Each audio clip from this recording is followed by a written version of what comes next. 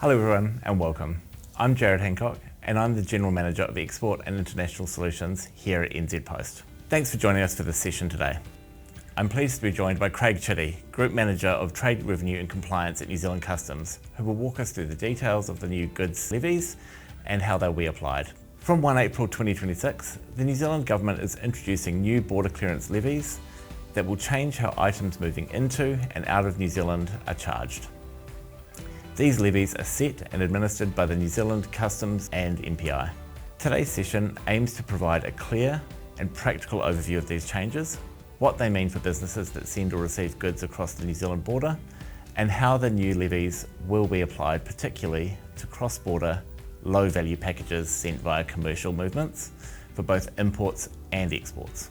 To confirm, these charges are set by New Zealand border agencies following a formal consultation process and with government approval. They are not charges introduced by NZ Post. Our goal today is to help you understand what's changing, why the change is happening, and how it may affect your business operations. As we look ahead to the changes coming into effect on 1 April, it's more important than ever for our customers to have the right support and guidance behind them. For more than 180 years, NZ Post has been helping businesses around the world deliver to New Zealanders or consumers across the globe. With an extensive global network covering over 200 destinations, we offer reliable, end-to-end logistics for everything from letters to freight. We work closely with New Zealand's border agencies, New Zealand Customs and MPI, to ensure our customers have a seamless and end-to-end parcel journey.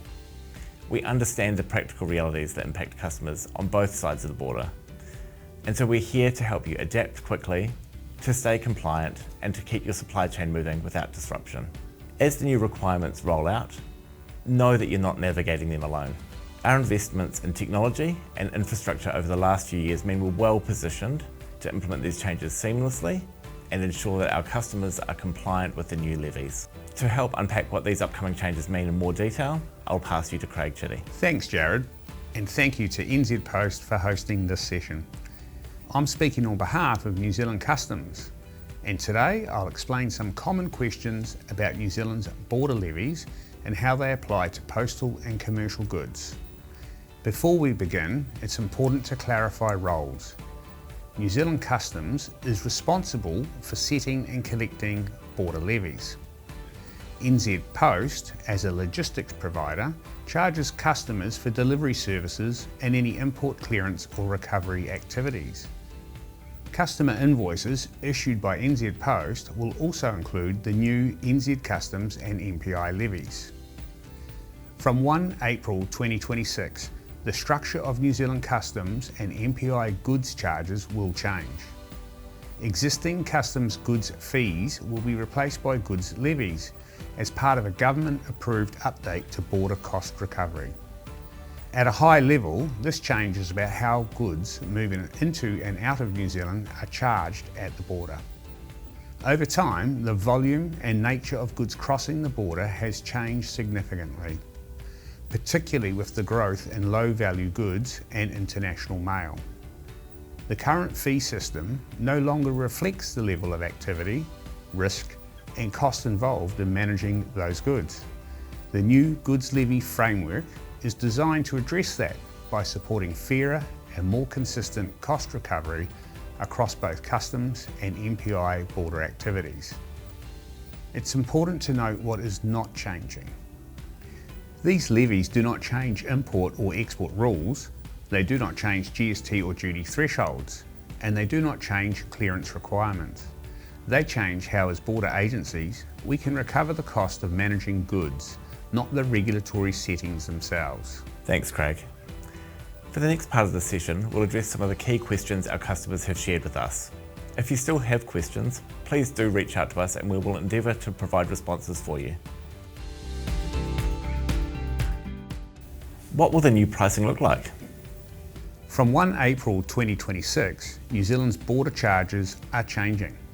The current goods fees will be replaced by goods levies.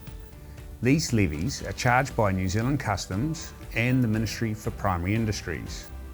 The levy is paid first by a customs broker, a freight forwarder, or a carrier. That business may then pass the cost on to the importer or customer. New Zealand Customs does not control how other companies show charges on their invoices. If there is a question about an invoice, customers should contact the company that issued the invoice. For customers that NZ Post is already completing clearance and recovery services for, new rate structures have already been shared. Please reach out to your business manager if you have any questions. If you're not currently using NZ Post and would like to speak to us about our services, please also get in touch. Why is NZ Customs making these changes? This is a very common question. The levy pays for border services, including border IT systems, security and risk assessments, compliance and enforcement work. At present, around 84% of customs costs associated with low-value goods exports and imports are met by the general taxpayer. The government considers this to be unfair.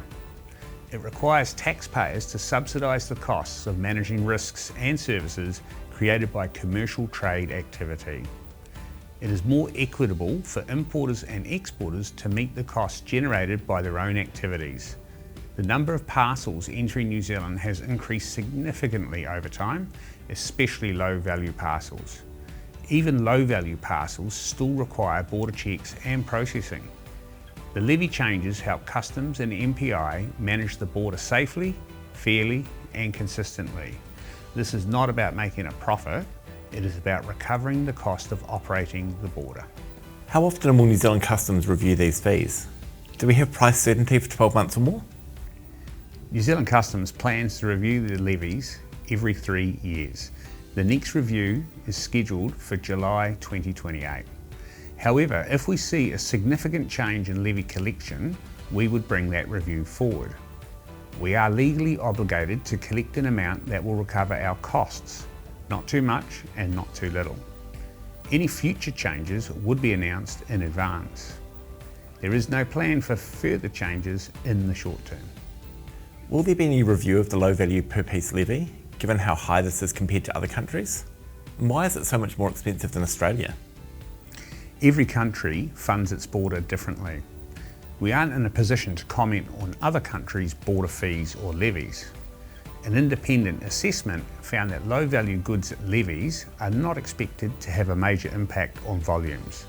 This is available on our website. You talked about the levy being used to cover the cost of operations, but what happens if there's a big reduction in parcel volumes? Will it go up? Or if there's more volumes, will it go down? We plan to review fees, including this one, every 3 years. We have mechanisms in place to ensure we only recover the costs we incur. If volumes change, then costs would also be expected to be impacted. This would be taken into account when levies are next reset.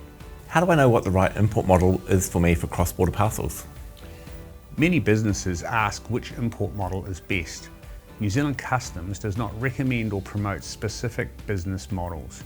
The right model depends on the size of the business, the parcel volumes, and customer delivery arrangements. Businesses should seek advice from their customs broker or logistics provider. If I want to use a formal clearance to facilitate a B to B to C movement, what do I need to take into consideration? Do I need to get approval? Formal clearance requires access to customs systems, a unique user identifier or UUI. Most businesses use a customs broker, freight forwarder or registered declarant. Customs approves system access based on compliance and technical requirements. This includes that the declarant must reside in New Zealand. Through our in-house broker team, NZ Post is able to facilitate on your behalf both low value and high value clearances. If you wish to utilise the B2B2C clearance, you should consider a number of elements. Who will be the importer of record? How are the sales being transacted?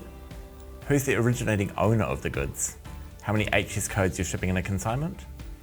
Are there any restrictions over the types of goods being imported which may exist on a formal entry, e.g. food importation? The country of manufacture of the goods and whether or not there's any duties applicable. We're here to work with you as you assess your options. Does the export levy discourage exports? An independent assessment found that low-value goods levies are not expected to have a major impact on volumes. This assessment is available on our website.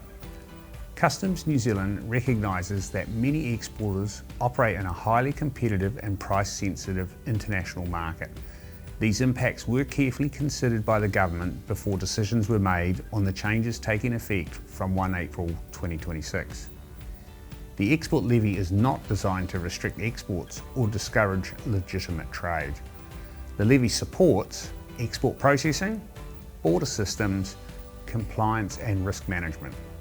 These activities help protect the integrity and reputation of New Zealand exports, which in turn supports access to overseas markets with minimal delay or disruption. Why is there a difference between commercial and postal imports? Why is commercial per item and postal per kilo? Post and commercial imports use different processing systems. Commercial imports are charged per consignment.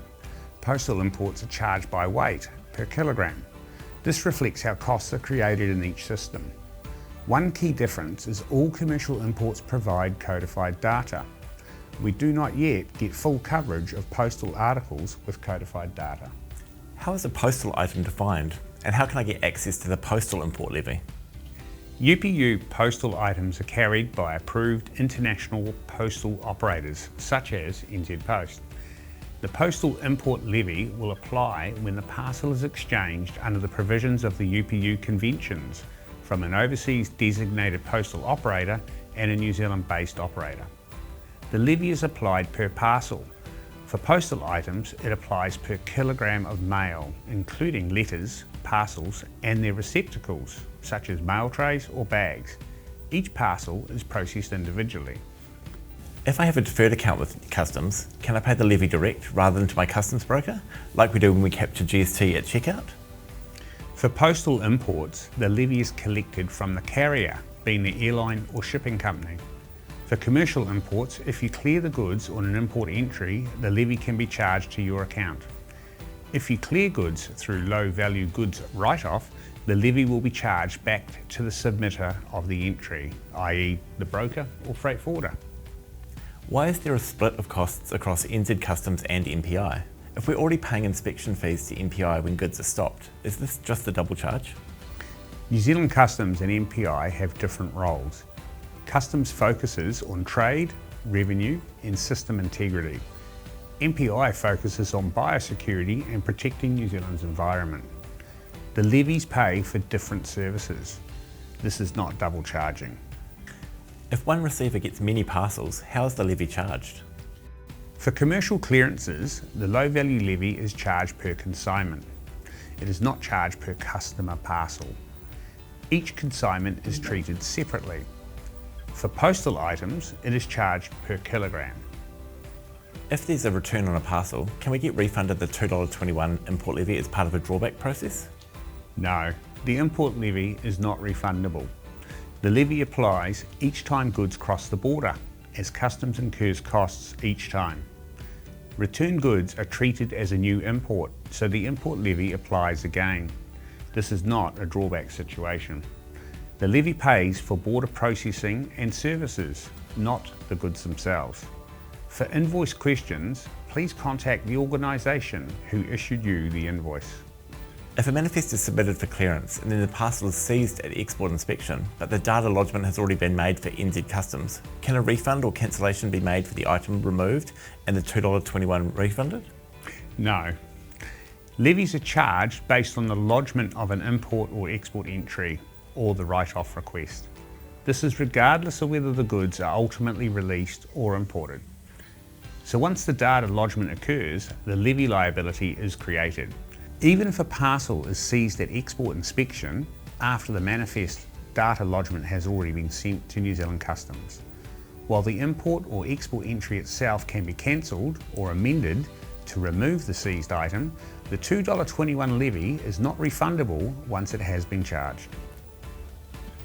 We've had a few questions about invoicing and GST. The charges that appear on your NZ Post invoice will include the customs levy as a separate line for low value imports. NZ Post will pass this levy through accordingly. If a sample of the new invoice structure effective 1 April is required, you can request one from your business manager. We have also confirmed that because these charges relate to cross-border movements, they will be GST 0 rated when passed on to offshore customers. These levies support border systems and services that are trusted to keep trade moving safely. Trust and confidence in New Zealand's border systems and services benefit local and international trade interests. We encourage businesses to download, share and refer to the levy information available on the New Zealand Customs website. For invoice or pricing questions, businesses should contact the company that issued the invoice. Thank you again to NZ Post for hosting this session. Thank you, Craig, and thanks to our viewers for watching this session. We hope that the information has helped clarify what the new border clearance levies mean for your business and why these changes are being introduced. If you have further questions or would like more support, please get in touch.